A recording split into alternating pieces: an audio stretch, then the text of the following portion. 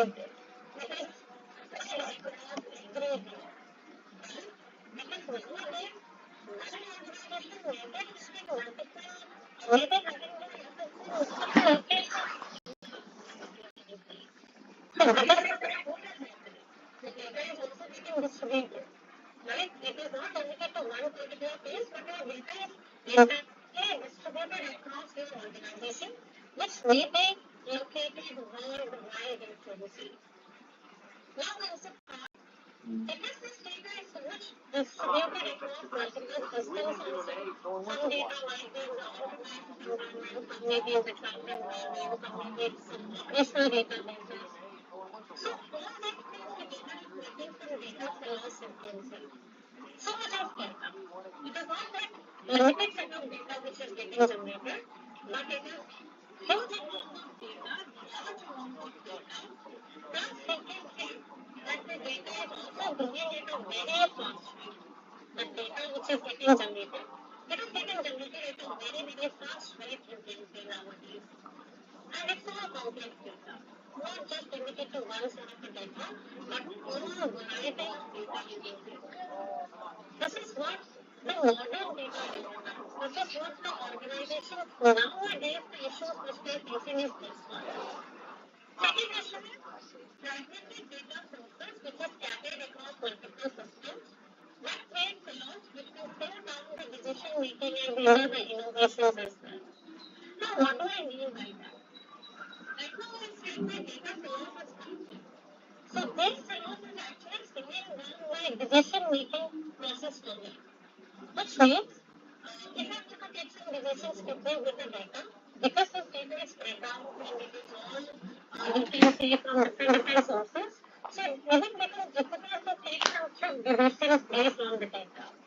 So you can say that these silos are actually slowing down the decision making, it is reducing the agility, it is directly impacting the innovation velocity as well. All these things are happening. Then the next issue is traditional analytics tools requires the teams to juggle with numerous platforms, each with its own learning curve and integration challenges. Which means simply that in traditional analytics environment, if you see, it is actually forcing the team to work with multiple disconnected tools. Now, when I say that, what I specifically mean is, you might have seen, before the fabric came into effect, you might have seen that we had so many separate services which were present. Not just limited to one service, but we had multiple different services which were present. Like if your requirement was to ingest the data, you had option of using either the Azure Data Factory, or you could even use the orchestration part, you could even use the Synapse pipeline as well. So again, two different choices. Then if your requirement was more with the transformation part, then you have to use the notebooks to do the transformation. That was done. You could even do the transformations using the pipelines also. Then if your requirement was to do the visualization of the data, you have to move the data to Power BI, then you have to use it. So this is what? As a single person, if you say, if you want to basically get some visualization of the data, it's a critical process because the data has to be ingested, then it has to be transformed, then it has to be stored somewhere, then it is used for analytics.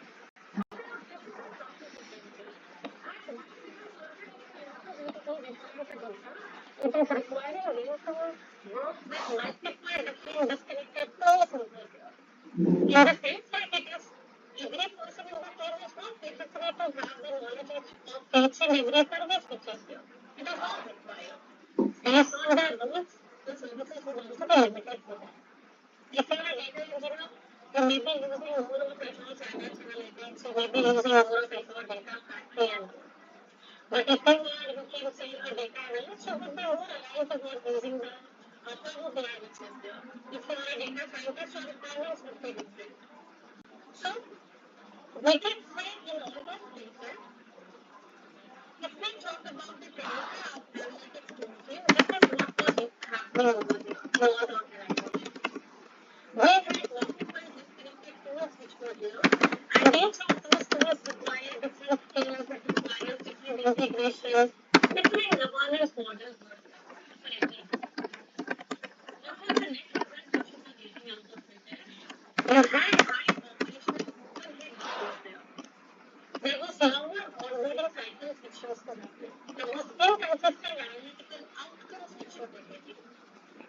we can say in short, analytics becomes very hard, not because of the lack of data, but because of the fragmentation and the complexity of the data which was there. So analytics was becoming very hard to do. So all these were the challenges. Like we can say these are the four pain points which the organizations used to face across analytics life cycle. These are all the pain points which they used to face. Like starting with the data management, organizations have many difficulty in ingesting, organizing, managing the data at scale. With respect to data quality and integrity, also there are issues like inconsistent data, incomplete data, surrounding lack of data. Everything was leading to some low trust in the reports we can see. All these things were happening. Then we have the scalability and performance issues also, which means the solutions that are used for very small data may fail when the data volumes or concurrency grows in that case. Because we can't predict what amount of data will get generated. So might be possible there is a scalability requirement. But the solution which we have designed has been designed for a small data set.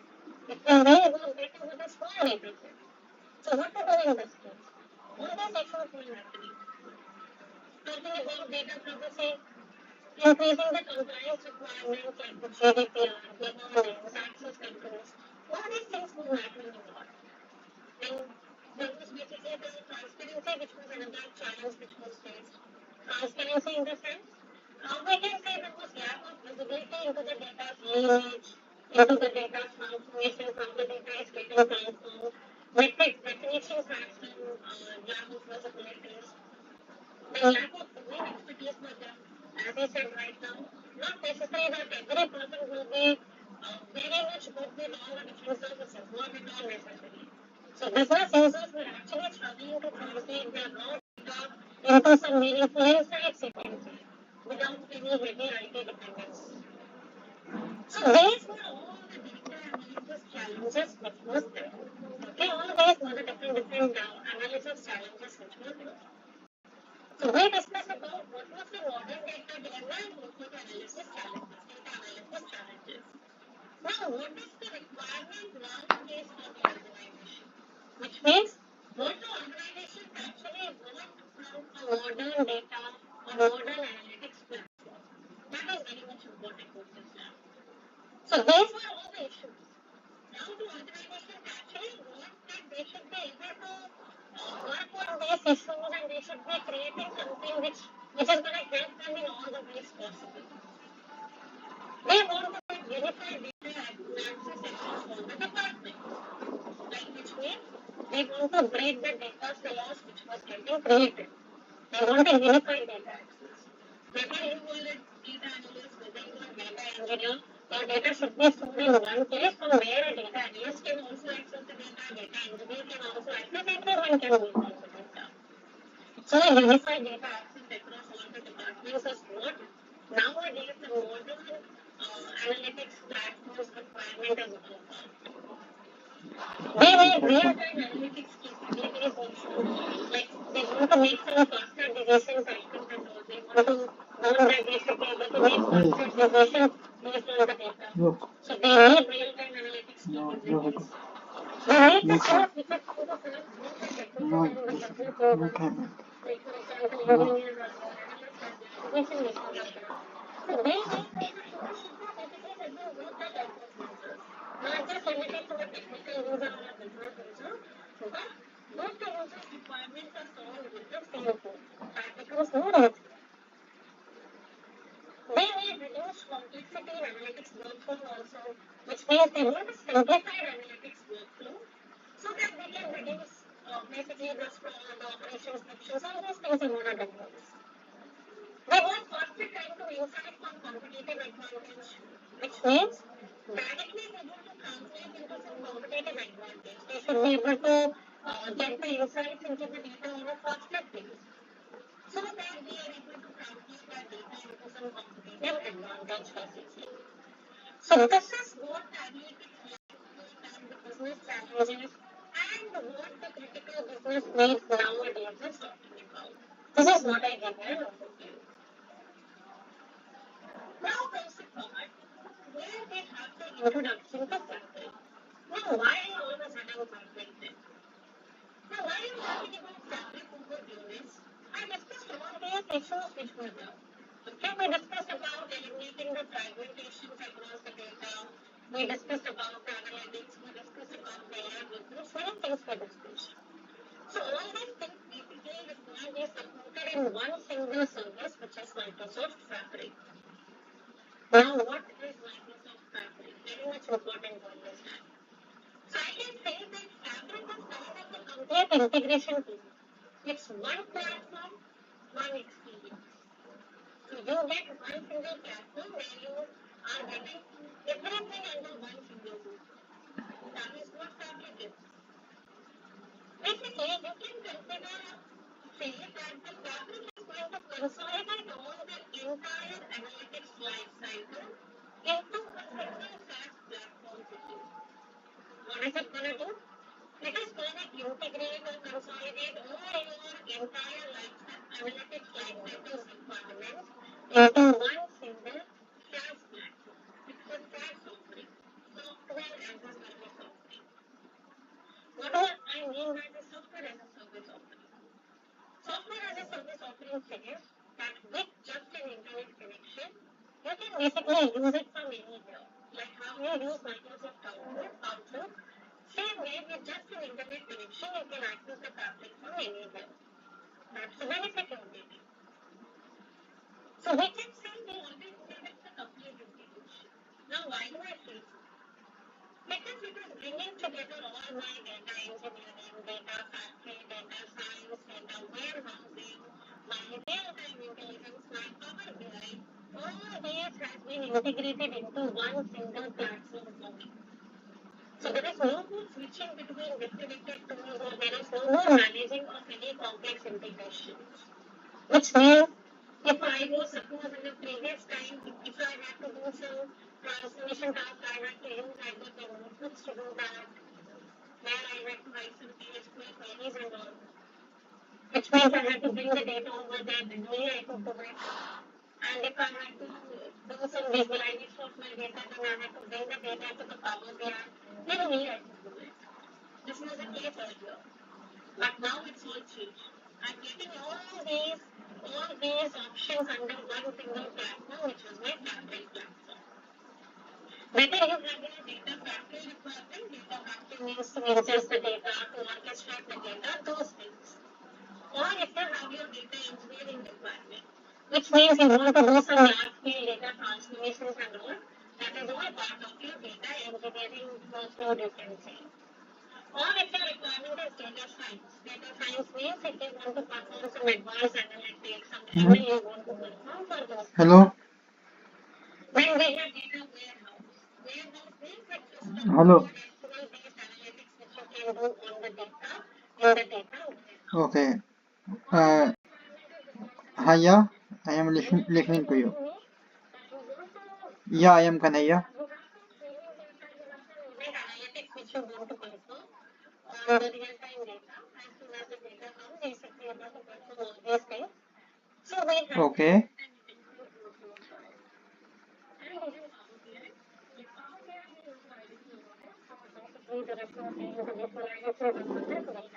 Yeah. My registration is confirmed. Kindly confirm my registration. Yeah, I am attending online.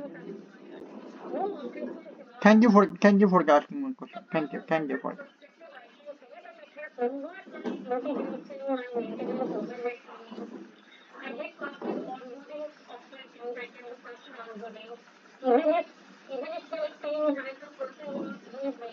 These concepts, yeah, they will be able to understand and manage the things easily in the future. You get a consistent governance and security across all your workloads. You have some kind of security features which is provided. It has got some inbuilt governance features also which is there. You get a single standardized analytics operating model also. So everything is covered for you. That is why it is called as complete integration. Then one-week foundation is there. What is this one-week foundation? So we can say that at the core of Fabric lies the one week. At the core of Fabric, we have one week which is there, and one week is Microsoft's centralized enterprise-wide data lake. It is basically used for the data storage. One lake will store a single copy of your data. One single copy lake will store, and that data can be continuously across all the fabric zones. 5 minutes. Which means One gigabyte. whatever data we have in our fabric, we can store in the one lake, and all the workloads can basically access the data directly from the one lake. It eliminates any sort of data duplication between the data engineering workloads or between the warehousing or between the BI, data science. So this will eliminate any sort of data duplication between all these things we can say. That is what One Lake Foundation is all about. This is what One Lake is going to do. And another benefit which you get with the fabric is the AI powered data engine. Now, what does that mean is, basically the fabric is a AI engine and it has got the Copilot embedded across the platform. Copilot supports Jupyter. It will basically, you can say, help you to use all these capabilities. Like it will help you with automated insight workflows, or if you want to use a natural language query on the data engineering, it will enable those natural language interactions for you. If you need efficient reports and batch solutions in Power BI, that is also there. Faster data exploration to both technical and business users, everything is covered under this concept, AI-powered data engineering, we can say. So this is basically what the introduction to Fabric talks about. All these are the simple use cases you can see of the Fabric. So this is basically where and how the Fabric is going to be transferred to our employees. Now we understood about the Fabric as well. So what is next? We need to understand about the key components of Fabric. Or you can say in simple words that you need to understand about the key workloads within Fabric. What are the workloads which the Fabric includes? Now starting with the very first type of a workload, it's about the different workloads which will help you to do your required work, you can say. Fabric is actually designed as a workload-based analytics platform where each workload is addressing a specific stage of the data to insights lifecycle. Every workload is actually addressing a specific kind of a requirement for you, which might be basically related to the data to insights lifecycle to all that. And everything will be operating on a shared One Lake foundation. Whether our workload is data factory, data engineering, data warehouse, whatever it is, all the requirements are going to be stored within the One Lake itself. That is what One Lake talks about. So the very first key component in Fabric is the data factory. Data factory is where we use it. We use data factory for the data ingestion, for the orchestration part, we can say. So if you want to achieve end-to-end data integration and orchestration, we have the data factory with us. Now, what does the data factory do? It will basically help you to ingest the data from your on-premises or from your cloud sources. It will support batch data, streaming data, everything it is going to support. It enables orchestration using pipelines, you can say. It enables orchestration using triggers, scheduling. These features it includes. One more feature which the data factory workload has includes the Power Query feature. You can actually combine your Power Query or look for transformations with the ADF. So all these things are the key components of Fabric, you can say. This is the very first workload I would say of the Fabric. Mostly we can say for the ETL, ELT pipelines we use it, for data movement, for the workflow orchestration also we use the data factory workflow. The next one which we have is data engineering workload, which means if your requirement is more aligned towards large-scale data transformations, then you use it. You want a scalable data preparation and transformation using Apache Spark, then the data engineering workload is the best option for it. Suppose if you want to process large volumes of structured or semi-structured data, whatever data you have, you want to basically process those large volumes of data, then we use the data engineering workload. It will support Spark notebooks, which includes the support for PySpark language, SQL language. All these languages are just going to support. Also, it builds the Medallion architecture Okay. in temple, where you have the bronze, silver, and gold layers. So that Medallion architecture is also built in the data encoding workflow itself. And it is right optimized into the volume that is the design contract in respect to optimized efficiency. This is basically what the data engineering workload is going to do. The third kind of workload which we have is basically about the data warehouse. Data warehouse, you can also call it as the enterprise SQL analytics which we have. What is the primary role of this data warehouse workload? So it's a high performing relational analytics using PSQL which you get. So I would say either it is providing me with a fully managed cloud native data warehouse that I'm getting. It is supporting ANSI SQL, and it is also very much familiar with the SQL Server semantics that we have.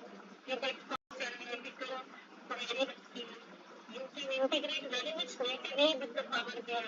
All these benefits you get with the data warehouse. This is all what the data warehouse is going to do, we can say, in very simple words. Now, next one which we have, the fourth type of a working that we have is data science. So data science working with advanced analytics and machine learning is what I was going to support in that. So which means that if your requirement is more aligned towards the model development, or your requirement is more towards the training part or experimentation part, then the data science working is going to help you with the same. It will use the Spark and Azure machine learning capabilities in it. It will support the notebooks for Python-based ML workflows. All these things it can do. If you want to enable a model training, evaluation, tracking, all those things it can do. It will operate directly on the data which is stored in the OneDB. That is what the data science working is going to do. The next one which we have is the real-time intelligence. Real-time intelligence, you can also say that it's about the streaming and the event analytics which you have. Your requirement might be about the real-time data intelligence and analysis. So you can ingest your streaming data from the event sources. You can perform some low latency queries, some analytics you can perform. It will enable also some real-time, near real-time dashboards and alerts for you. All these things it is going to support you with.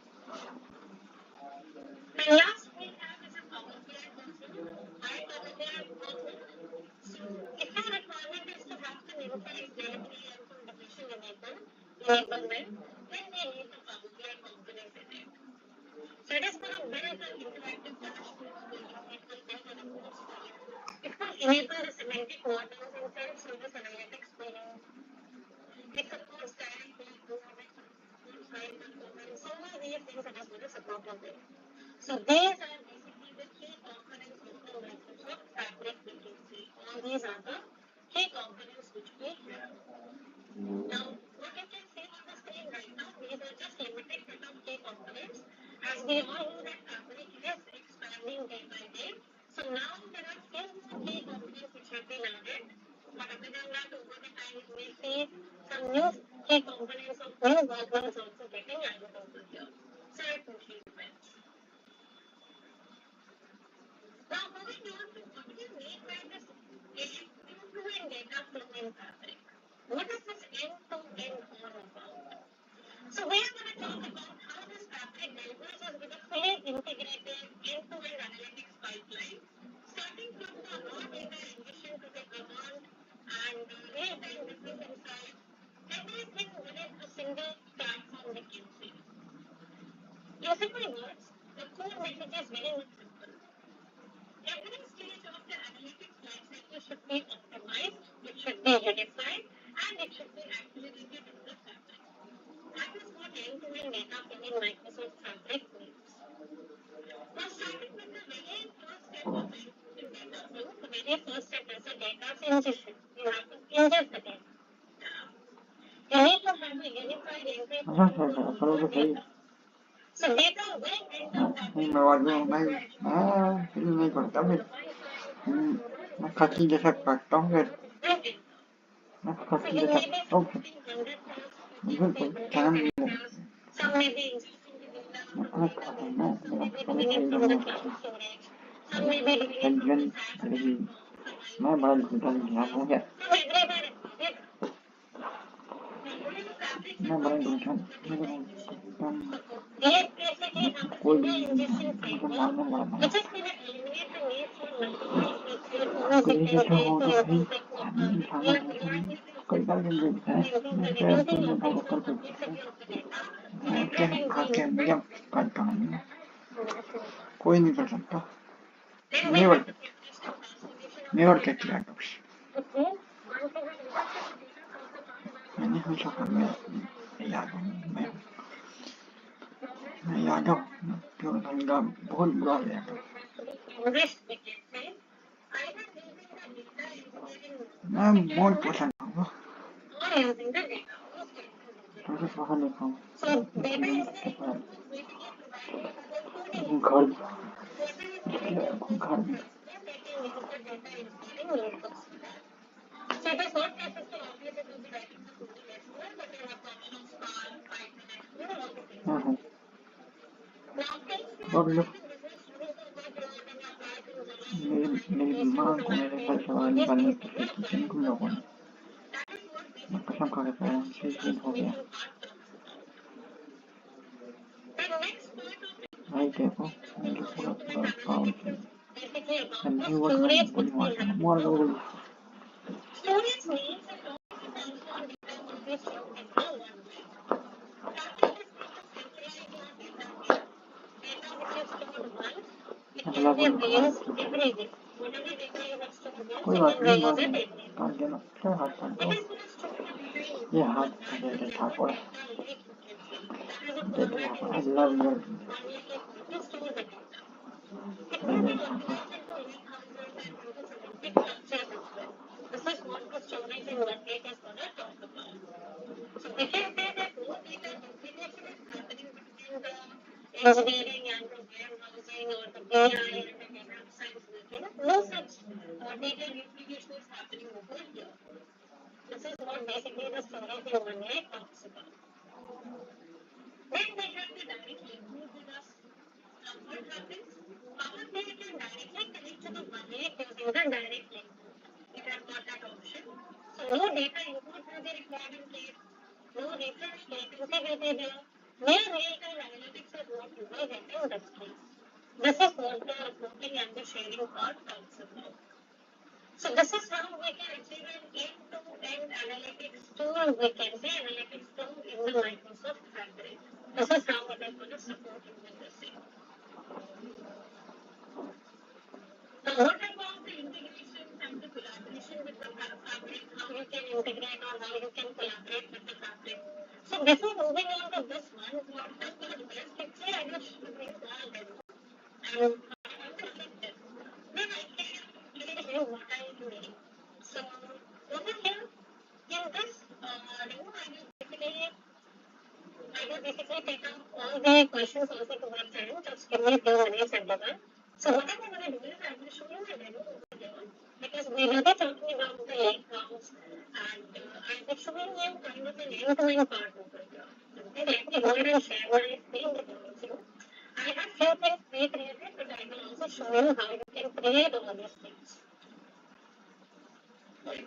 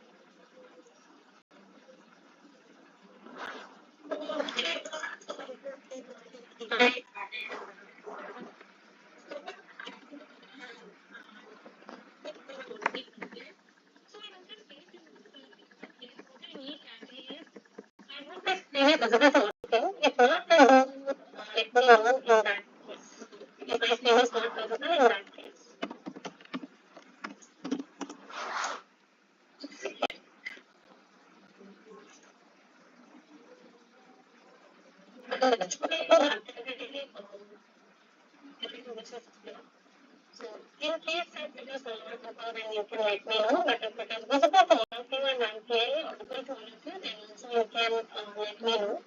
will just do a very quick check in the chat meanwhile, Elizabeth. Okay, thank you so much for that information. Okay, so now what I was actually talking about right away. So I want to create actually an end-to-end analytics part. My requirement is that I want to create an, you can say end-to-end analytics part, end-to-end flow I have to create with the help of my Power BI, with the help of Fabric. This is what I mean. So when I'm saying end-to-end, I mean that I have to ingest the data. I may be creating in some I may be doing some transformations in the data. Then what I will be doing, I'll be storing that data somewhere. From there, I will be creating a semantic model for that data. And after creating the semantic model, I may be using that data further for creating some reports or visualizations. That is what my requirement would be. So basically, I'm going to guide you about how you can prepare and how you can load the data into a lakehouse, how you can orchestrate a data pipeline to refresh the data or send an email on failure, how you can do it, how you can create a semantic model like of that we're discussing, and if you want to automatically create a report with a create option and all, how to do that. Okay, so what am I going to do is, I will start by creating a lakehouse. Few of the things may take a bit of time to load, so in that case, I will switch to the workspace where I have created each and everything. I will just give you an idea by showing this. So I have some pipelines created, I have a data flow Gen2, I have a semantic model which is there, I have a lakehouse which is there, everything, I have a report which is created, so everything is ready for me. Okay, so what I will do is, I'm going to start by creating a very new workspace. We all know why do we use workspace. Basically, workspace is used to store, or I can say if you have multiple items with you, let's say that in one workspace I have already multiple different items. The same way if my requirement is like that, we all are working in a team where we will be wanting to create an end-to-end analytics or something, then we need an entire workspace for that. So that is what we are doing over here. So let me start by creating a simple workspace first of all. I give it a name as end-to-end workspace. Any name of your choice, whatever you want to give a name to. And I basically created in the trial version. Okay, trial license I am creating it. So when it close, it is empty. It doesn't have anything. So first thing is I will create a lakehouse in it. Because lakehouse is going to store the data in it. I want to store my data somewhere. So that will be done using the lakehouse. Okay. So I give this lakehouse a name. Suppose I am giving it a name as Sales lakehouse itself. Okay. And I'm creating it in the end-to-end workspace itself. I click release. So this will be created in my workspace. And when I close, it should be okay, item is empty. Now I have to create again, I have multiple ways in which I can bring the data. Either I can upload some files, or if I want to start with the control data, I can do it.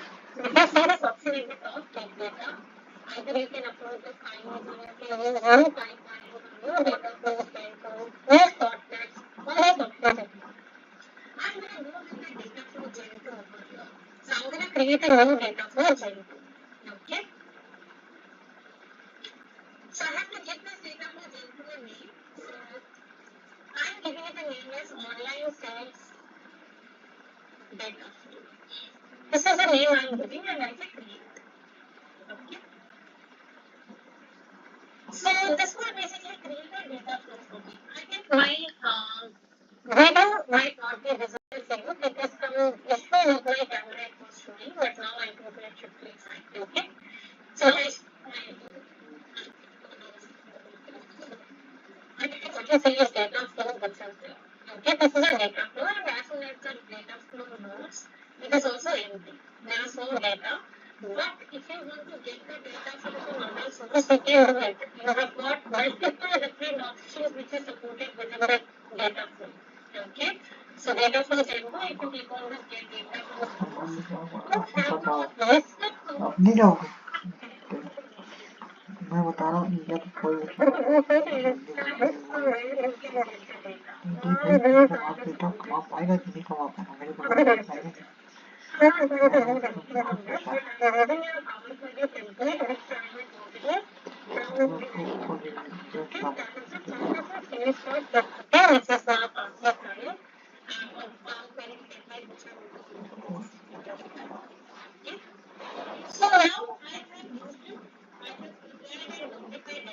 my lakehouse using the data. Yes, we know that. So the part, right now it is the same. Now comes the part where I have to basically do some transformations or some changes with it. So when I do this for the first time, you will see that it is showing like this. Everything is like an error. Why? Because I have to configure the connection. So let me just configure the connection. I have to just authenticate myself over here, and then it should all be rectified. So now, as I have done this, it should all get done.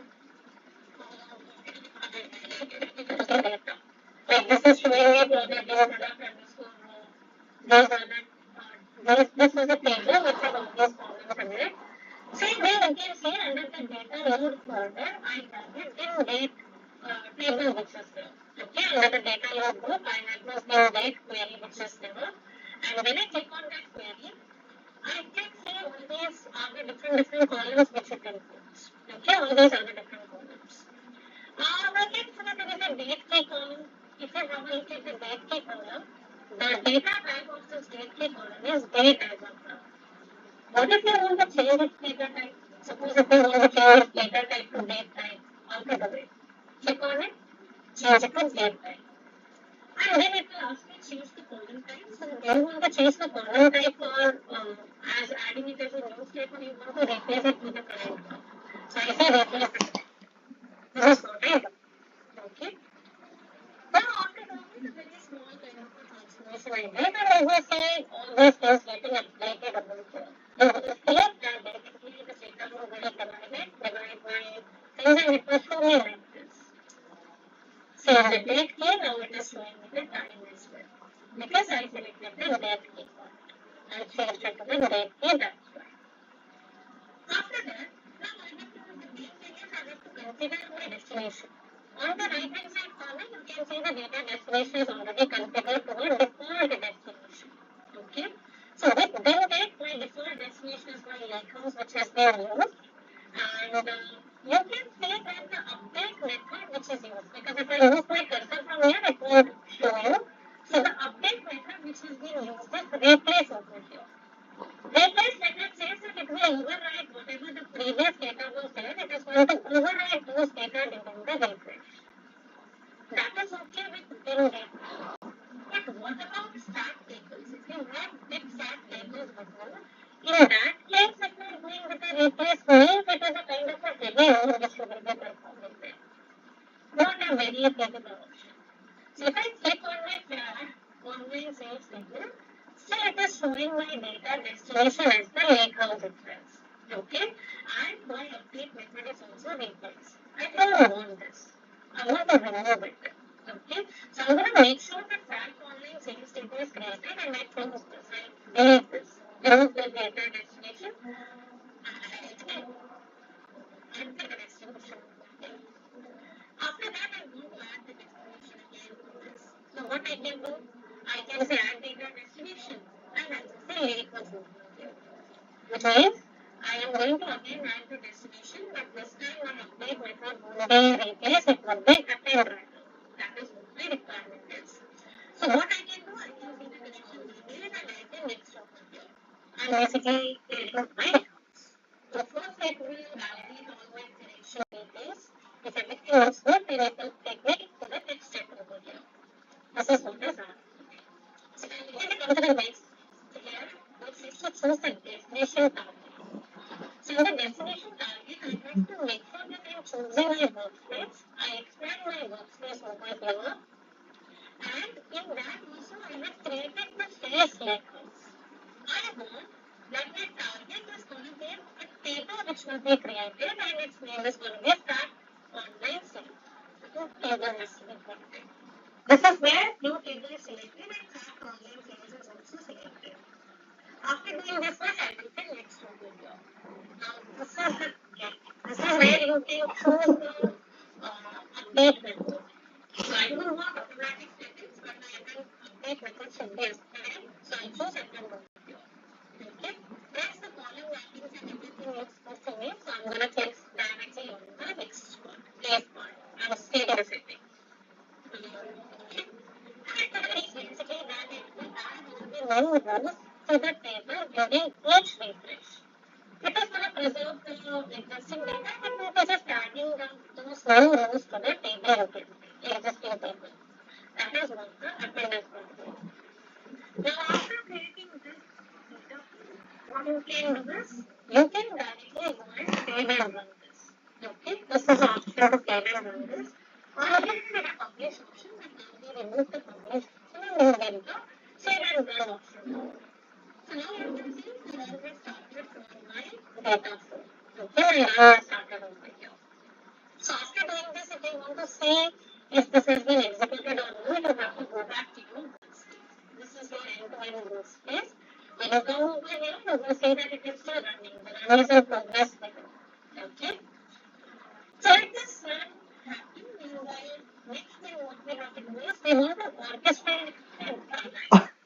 So I'm going to show you the micro let this happen. Meanwhile, I will take you to the next level workspace where I have already created a pipeline. I have named my pipeline as sales pipeline over here. Okay?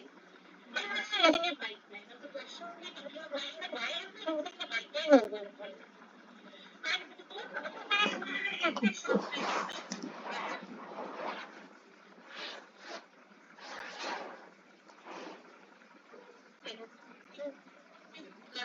Customize download email.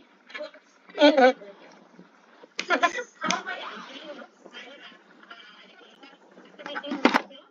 And in the data flow automatic settings, you can say that I will choose the same data flow which I had created.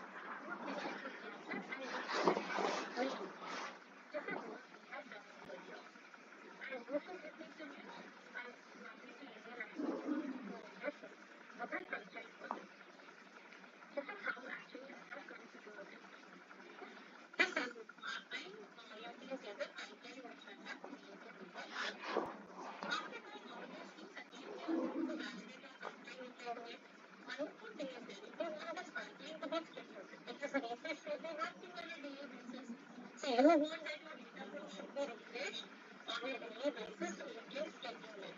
How to schedule it? Click on the schedule. You can add a schedule by clicking on this.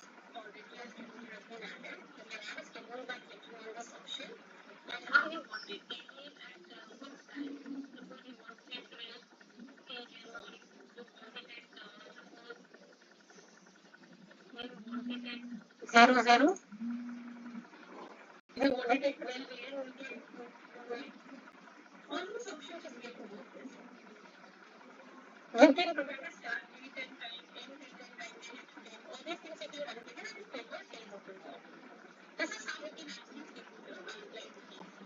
And then if you want to now you can go and edit also. All options again. This is option to edit. So this is make it clear what the pipeline is going to do. After doing all these things, my data will be increased into my warehouse, correct? So if I go to my downstairs, and then if I go back to my warehouse folder, I should be able to see the data over here. It should get the data into my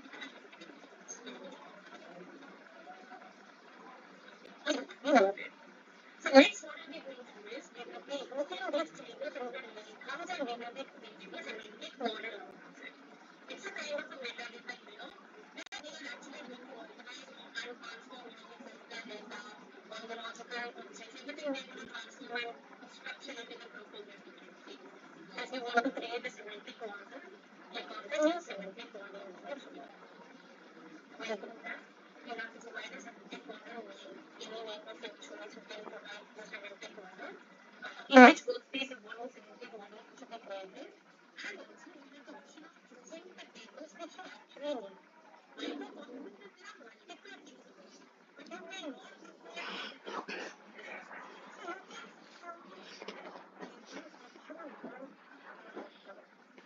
in various environments. So semantic coding is also very funny. Let me go back and show you the semantic technology. I went up to my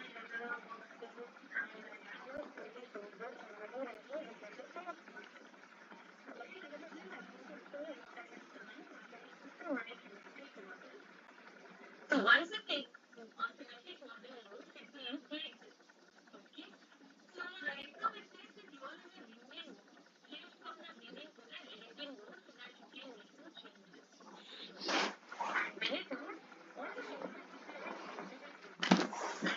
say that there may be some difference which is not having any relationship. Like the employee is not having any relationship with the bank or but they have a relationship with the so you can create relationship between more data stack, data dimension tables. You can actually create a relationship from it. If you want to create some relationship in that, you can do that also. You have to also creating some measures also, new measures you can create from your new table, calculations, all these things you can do over there. Okay? This option to make a work over here in the semantic model. Once your semantic model is ready, okay, one which is also here, the next option is to visualize. You have to model your data now. So how would you model the data?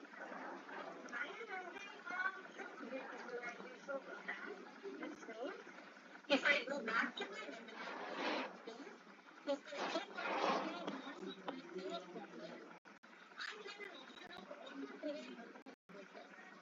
This is what it is a quick visualization which you can do. You can auto create a report. And when the report is auto created, it will look. This is one of the picture which you get. And the sum which you should give. You should use what data. Edit something, you can edit it. But this visualization will be automatically generated and it will update dynamically based on the columns which you select in the your data. What columns you select in the here, based on that it will be dynamically updated. Like from the team stock what I choose, from the team employee what I choose, based on that it will become updated. आपकी customer को कोई फर्क नहीं पड़ता है So you will say that my बिल्कुल नहीं मैं ये बोलता मैं क्यों आता है ऐसा कुछ मैं बस ला बेटा ये इकोनॉमिक्स ऐसे बोलते ये लिखे क्या एक बात करना है इकोनॉमिक्स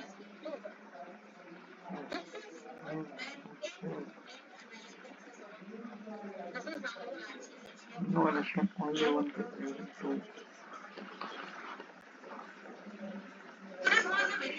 this